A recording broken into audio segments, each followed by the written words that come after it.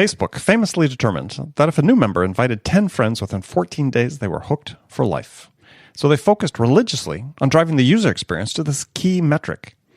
If you apply this product-based approach to B2B sales, then you can identify those users that are ready to talk.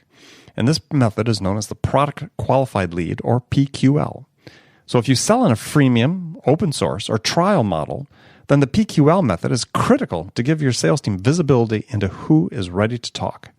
So talk to your data team, or better yet, partner with Whaler's team of data scientists to develop a PQL model tailored specifically for your business. You'll be empowered by knowing exactly when a user is ready to convert. To see specific examples, go to getwhaler.com/Andy. That's GETWHALR.com/Andy. And as a bonus, if you sign up to learn more about Whaler and PQLs, then Whaler will send you their optimized 2-page master services contract that you can leverage for your own business free of charge.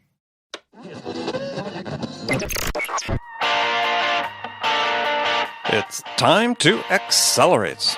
Hi, this is Andy. Welcome to another edition of Frontline Friday with my regular and very special guest, Bridget Gleason. Now, before we get to the show, Bridget and I have a favor to ask of you. Really appreciate it if you took time right now to leave a review for this show on iTunes. And while you're there, click the button, subscribe to Accelerate. Make sure you get Frontline Friday automatically each week. Also, we need to hear from you. More specifically, we need your sales questions. What can we answer for you? What challenges do you have that we can help you with? So go to accelerate.fm/frontline and enter your question there. Each month, we're going to select one listener's question to be the question of the month. And the winner will receive a $50 Amazon gift card. So remember, go to accelerate.fm/frontline to give us your question and maybe win $50. So Bridget, how are you today? Fantastic. There you go. Now I feel like I should change it because it's so predictable. We'll have a new nickname for you. I know. That's good. I like the captain, though. But all good. I do, too. The idea of a cape and all that, as we've talked about, I like. All right. Yeah, it's still on my list of things to have an illustration done. Okay, good. Keep that on the list. Yeah, Tippy top. I should. Yeah. Let's see, if I have a picture of you, I could take like the caricaturist over in Central Park. They could do something. And add a cape. Add a cape. Yeah, okay. Now we're talking. All right. We're going to have to see. All right. Yeah, let's end this show. I'll give you some time back. Okay. All right. So we're going to talk about books. It's another book episode. One of the favorite episodes people have. We're going to talk about books we've read that have, we thought had interesting things to say. And what do you have? We'll start with you. Okay. And mine, well, I read all kinds of different things. You're making excuses for it already. No. Okay. I'm going to talk about like the books that I'm reading. They're not How to Crush Your Number. How's that? That's okay. Okay. So one of the ones I read recently, a book by Jim Paul and Brendan Moynihan called What I Learned Losing $1 Million. Nice. And it was interesting. They had said, as they were writing the book, one of the authors had said that there are so many books out there that talk about do this and this is how you make $1 million and get rich quick. But there's so much to be learned by failure. There's a lot to be learned when we lose. There's a lot to be learned when things don't go our way, and to not miss those lessons. And I think about this in sales a lot, that there's some things we win, things we lose, and just being able to handle that. I mean, I think he said he lost this amount of money in like 75 days. Whoa. And they talk a lot about the psychological reasons why someone would why you would stay in a losing position. And just trying to understand sort of the mental, the emotional that goes with the analytical. And it was just a really interesting read. And I guess for me, the one other thing that he said in there, which I thought was important, also important just in life in general, in sales for sure, never tie your sense of self-worth to something that is external to you and that you don't have control over. Right. And, he talked about some of the losses. A hard lesson. It's a hard lesson, and it's a lifelong lesson. Yes. And so some of the losses, some you could control, some you can't. And so the same in sales. But if you've got your ego and self-worth tied to hitting a number, to being at the top, to a certain title, to making certain money, it's a hard life. It's a hard life, and it's going to be frustrating. Yeah. Well, yes. I mean, there's all sorts of books written and research about, hey, what your goals are, right? I mean, if your goals are making money, or if your goal is getting that order, then your odds of actually achieving it decrease. There's a certain amount of indirection that's required from a psychological level in order to optimize your achievement. It doesn't mean you're not goal oriented. It doesn't mean you're not driven to some degree, but I think it's that the ability to create some sort of space, right? A gap there between your personality and the ultimate achievement that is a hallmark of high achievers and people that have more resilience than others. Yeah, that notion of resilience, so important. And they talked about this here when this trader, he actually, this guy was a trader on the Chicago Mercantile Exchange. He had actually had a seat on it. And when there was at one point, and there were several points, but he had lost money. One point, he had lost a bunch of money, and he called his boss. And his boss said, okay, but now you got to get back in there and you got to keep going. Like you can't let every loss devastate, and you've got to figure out, okay, number one, how much are you willing to bet? And then also, what do you do when there is a loss, and how do you recover? And this notion of resilience and really staying in it, so critical, so important. It is, and it's that's sort of how you separate people so early on in sales. At least I have, and people I've hired, they're certain, new into sales, new into the profession, is there a certain amount of bounce back. And I recall people I hired when I was my first time being a manager, when I wasn't really any older than the people I was hiring. And to me, that was always sort of a critical point. The first deal, first sizable thing they're working on, if they lost, how'd they react? And you could almost predict pretty reliably whether they were somebody that was going to be able to have the resilience to keep on going, pick themselves up, continue to move forward, improve, take the loss for what it was, which was a learning opportunity, and then move on.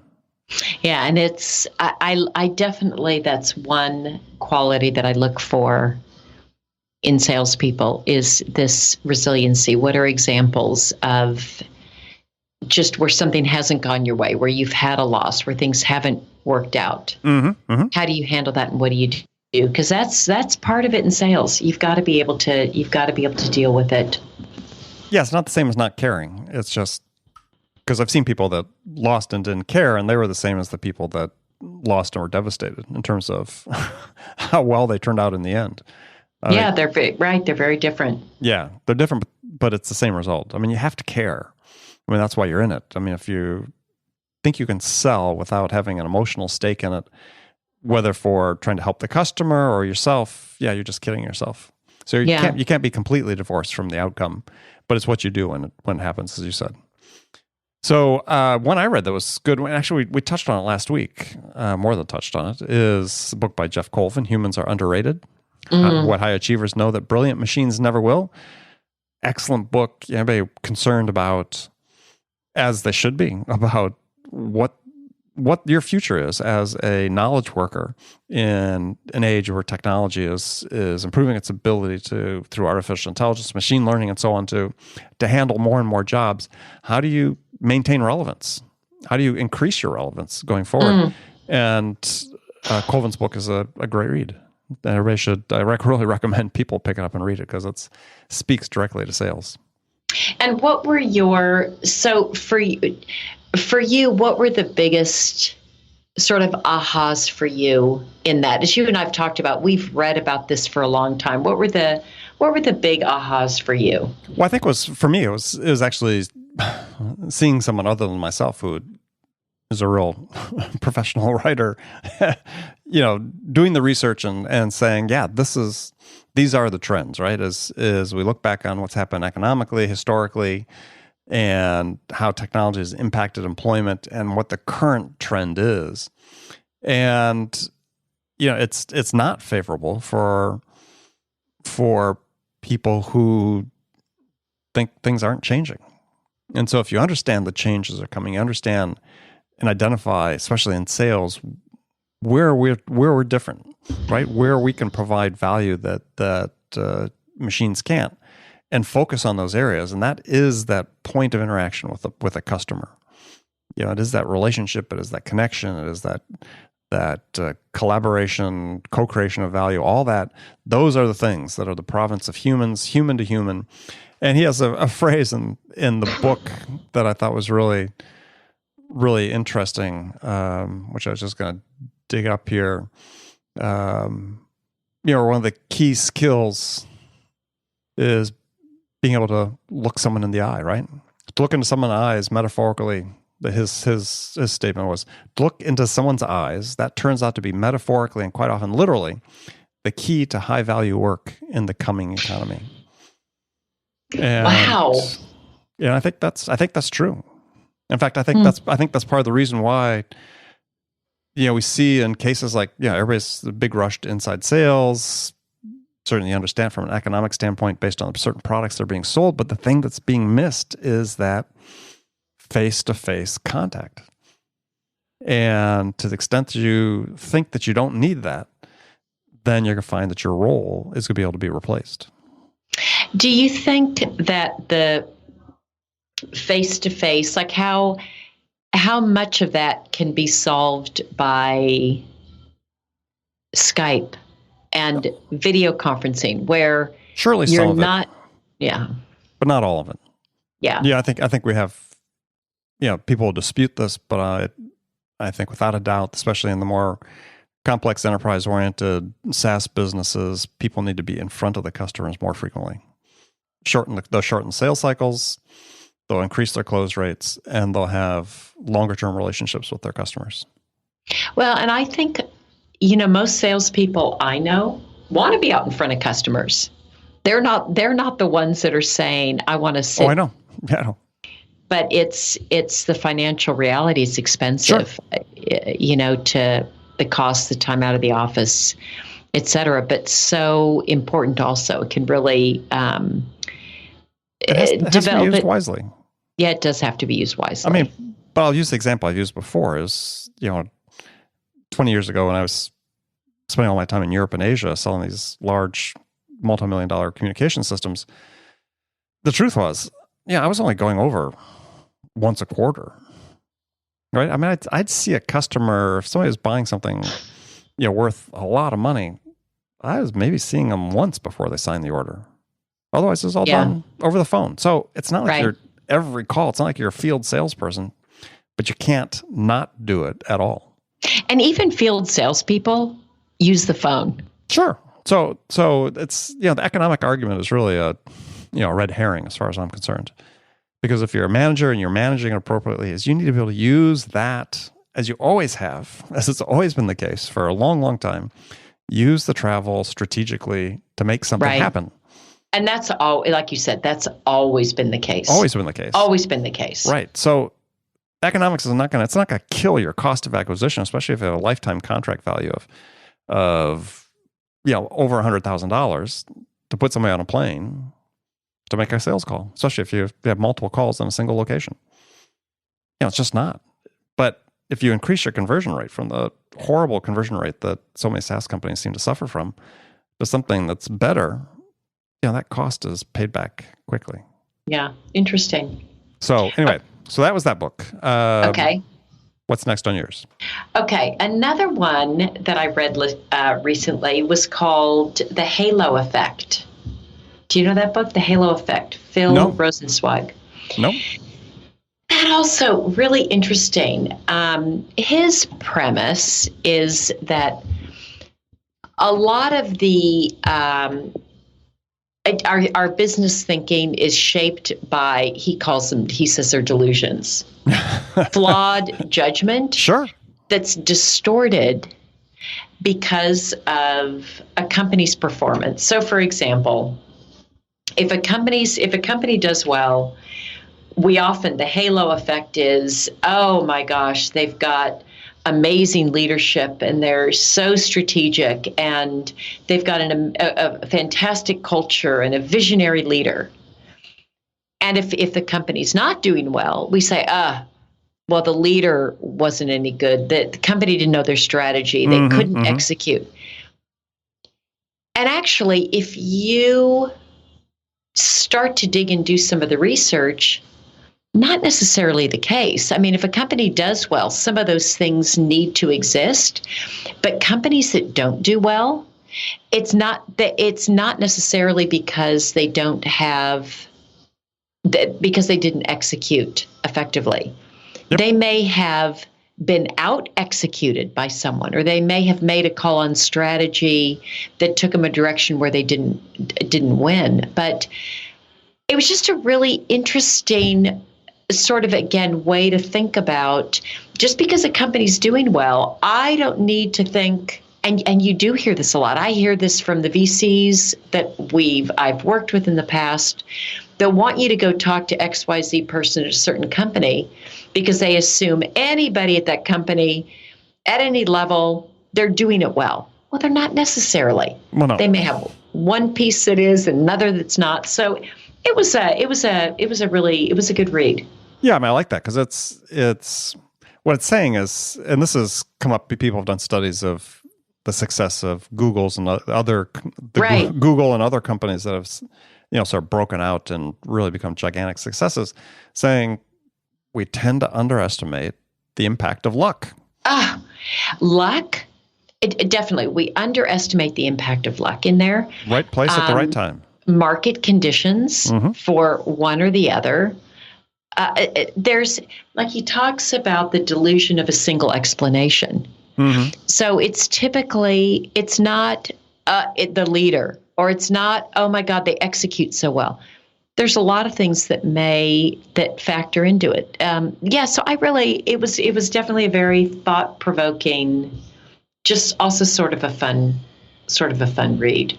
Well, I think that to some degree, it seems to me like it sort of relates a little bit to what Colvin was talking about, and that, these differences, it's humans, right? I mean, we got humans at the helm, and fundamentally flawed, and we're neither as successful or as bad as we might appear to be. It's just people trying, and things. I said, some companies do a great job executing a plan, but even then, there's luck that happens, and so hey, that's okay. I mean, I agree with you. I mean, there's always been this sort of, you've seen this in Silicon Valley a lot, sort of this hero cult developed around certain companies, and certainly there were a lot of smart people at that company, but that wasn't necessarily the reason.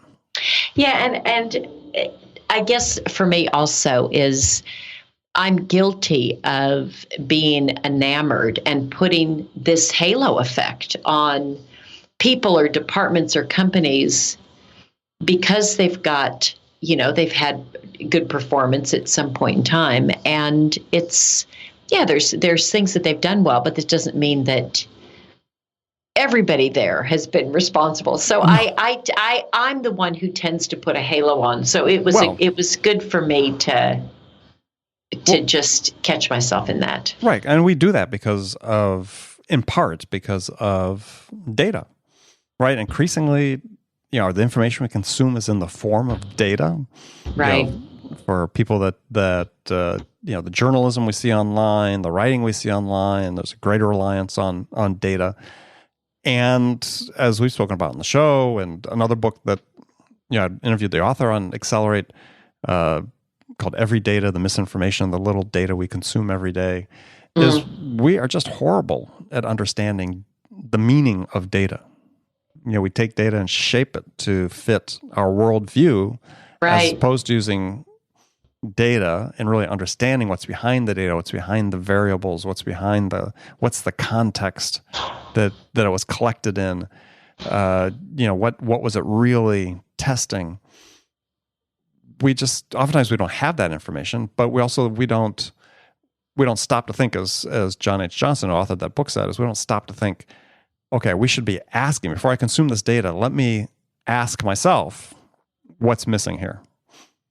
Right? What don't I know about this data before I just use it to confirm what I already believe?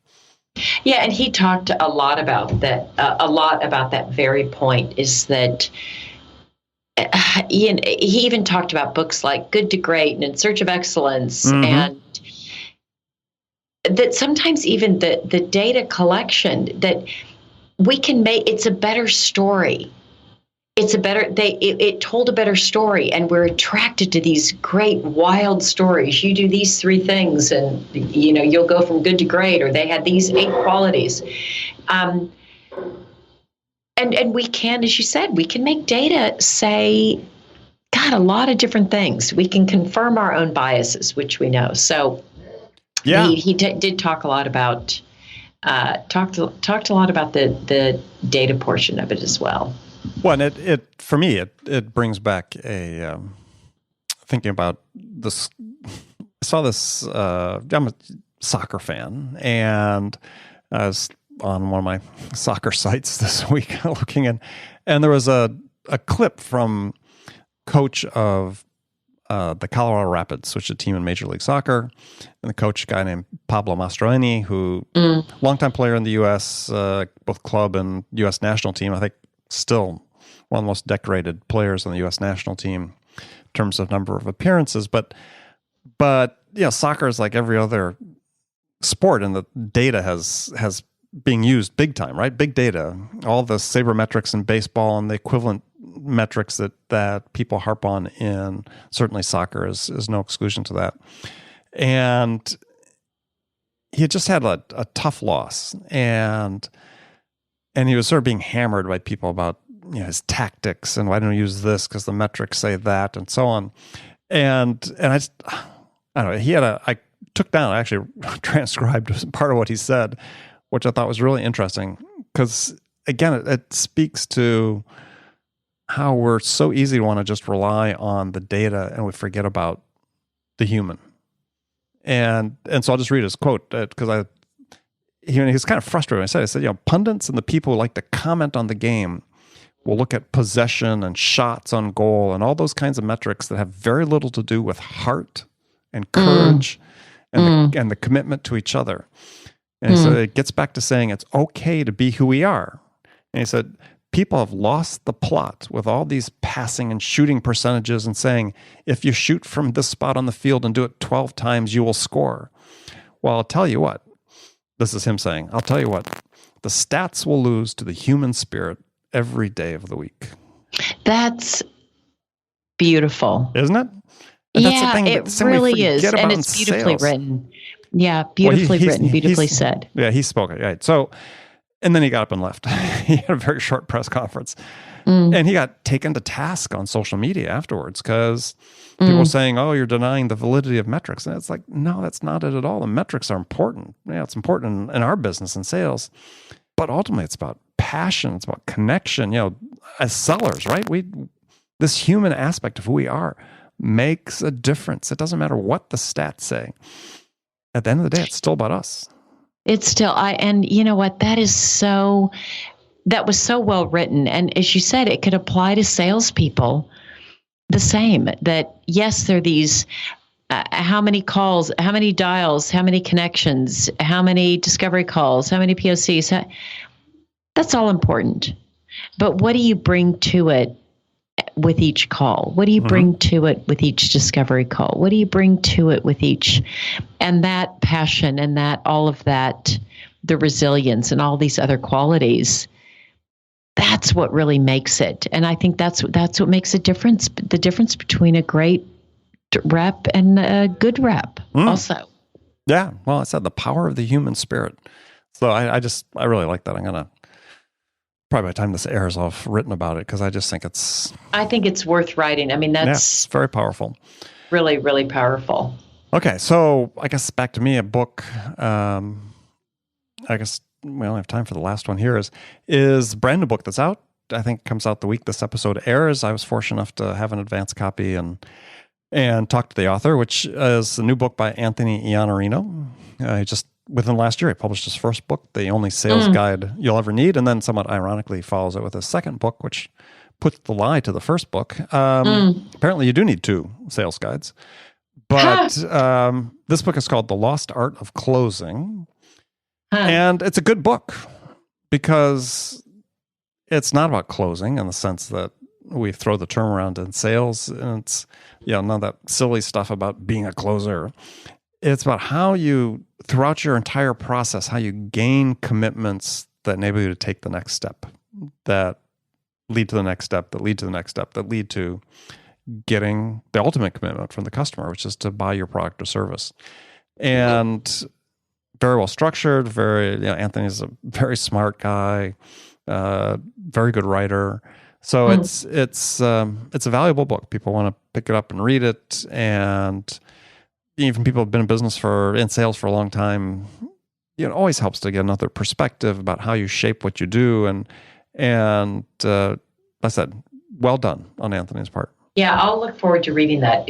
We were on, we had a podcast with him, and he's, like I said, he's a smart guy. Like you said, he's a smart guy. And I'll, even though he did have to write a second book to prove the lie of the first book, that it was the only one you need, I'm not going to ding him for that. That was, the title of the first book was not his title. So okay. Yeah, so I'd actually interviewed him once about the first book before he was going to publish it himself, and then he submitted it to a publisher, and they took it on, and so they changed the title and everything. So we had to redo that whole interview because the structure of the book and the title changed completely. But he actually submitted, I think, 2 books, or they knew there was 2 books coming. So nonetheless, that's a good book. So we'll leave the other books we're going to talk about till next time we talk about books. There are more, and we'll have more. That's right. Yeah, lots. I've been reading lots of books recently. So, and many more to come, unfortunately, to some degree. But I enjoy reading. All right, you would have to. You would have to. And what you do if you didn't enjoy reading, that'd be tough. Yeah. Well, I think for all of us in sales, right? If we don't enjoy reading, why are we in the business? Yeah, if we're not going to learn. That's right. So that's another discussion I had with somebody that we'll have at a future time about that particular topic on continuous learning, because we've talked about it before, but it's a topic we need to come back to again, because it's ever more important in light of some of what we talked about even today and in our last episode about how you continue to be relevant and add value going into the future. It's you can improve your empathy, your ability to collaborate, your teamwork, so on, but at the same time you still need to become more and more of an expert in what you sell and your customers. So we'll get to that. That's right. I look forward to it. Bridget, as always, fantastic talking to you. See, I took your word. I like it. You can borrow it. I'll be Lieutenant Fantastic. You can be Captain Fantastic. I'll be Lieutenant. All right, Fantastic. Lieutenant. Okay, all right, Lieutenant. Perfect. All right. So we'll have a great weekend. And friends, thank you for spending this time with us on Friday. If you're listening to it on Friday, as always, make sure you come back, join us again next week. In the meantime, make sure you listen to episodes of Accelerate. Lots of great content there. Bridget, until next week. Until next week. Have a great one. Thanks.